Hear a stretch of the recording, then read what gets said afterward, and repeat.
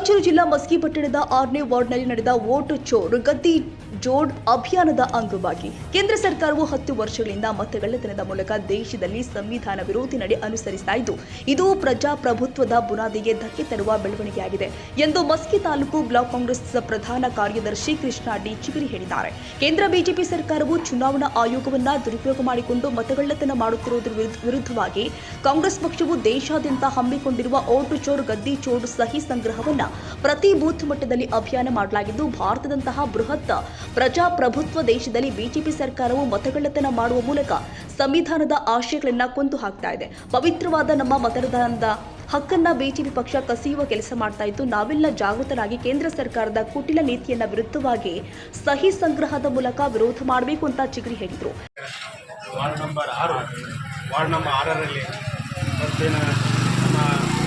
ಕರ್ನಾಟಕ ಪ್ರದೇಶ ಕಾಂಗ್ರೆಸ್ ಸಮಿತಿ ವತಿಯಿಂದ ಮಸ್ಕಿ ಬ್ಲಾಕ್ ಕಾಂಗ್ರೆಸ್ ಅಧ್ಯಕ್ಷರಾದ ಸನ್ಮಾನ್ಯ ಮಲ್ಲಿಕಾರ್ಜುನ ಪಾಟೀಲ್ ಗೆದ್ದಲಿನ ನೇತೃತ್ವದಲ್ಲಿ ಮತ್ತು ಮಸ್ಕಿ ಪುರಸಭೆ ವ್ಯಾಪ್ತಿಯ 6ನೇ ವಾರ್ಡ್ನಲ್ಲಿ ನಮ್ಮ ಮಾಜಿ ಪುರಸಭೆ ಸದಸ್ಯರು ಹಾಗೂ ಕಾಂಗ್ರೆಸ್ ಪಕ್ಷದ ಹಿರಿಯರಾದಂಥ ಸನ್ಮಾನ್ಯ ಶ್ರೀ ಎಂ ಅಂಬರೀಶ್ ಅಣ್ಣವರ ನೇತೃತ್ವದಲ್ಲಿ ಇಂದು ಪ್ರತಿಯೊಂದು ಮನೆಗೆ ಹೋಗಿ ಇವತ್ತು ಮತಗಳ್ಳತನ ಬಗ್ಗೆ ಅರಿವನ್ನು ಮೂಡಿಸಿ ಇವತ್ತು ಸಾರ್ವಜನಿಕರ ಮುಖಾಂತರ ಒಂದು ಸಹಿ ಸಂಗ್ರಹ ಮಾಡಿ ಇವತ್ತು ನಮ್ಮ ಪಕ್ಷಕ್ಕೆ ಏನೇನು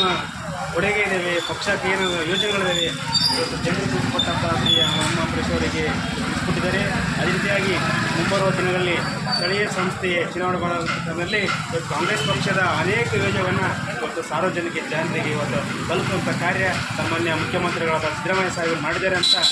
ಈ ಒಂದು ಮತ ಕಳ್ಳತನ ನಿಲ್ಲಿಸುವಂಥ ಕಾರ್ಯಕ್ರಮ ಕೆಲವೊಂದರ ರಂಗೋಲಿ ನಿಲ್ಲಿಸಿ ಇವತ್ತು ಸಾರ್ವಜನಿಕರಿಂದ ಸಹಿ ಸಂಗ್ರಹವನ್ನು ಮಾಡಲಾಗಿದ್ದು ಅದರಿಂದ ಆ ನಿಟ್ಟಿನಲ್ಲಿ ಪ್ರತಿಯೊಂದು ಮನೆಗೆ ಹೋಗ್ತೀವಿ ಪಕ್ಷದ ಆಂತರಿಕ. ಈ ಸಂದರ್ಭದಲ್ಲಿ ಪುರಸಭೆಯ ಮಾಜಿ ಸದಸ್ಯ ಎಂ ಅಮರೇಶ್, ಮಾಜಿ ಗ್ರಾಮ ಪಂಚಾಯಿತಿ ಉಪಾಧ್ಯಕ್ಷ ಅಬ್ದುಲ್ ಗನಿ ಸಾಬ, ವೀರೇಶ್ ಆನೆ ಹೊಸೂರು, ಕಾಜಿ ಹುಸೇನ್, ಮಲ್ಲಪ್ಪ ಉಪಸ್ಥಿತರಿದ್ದರು.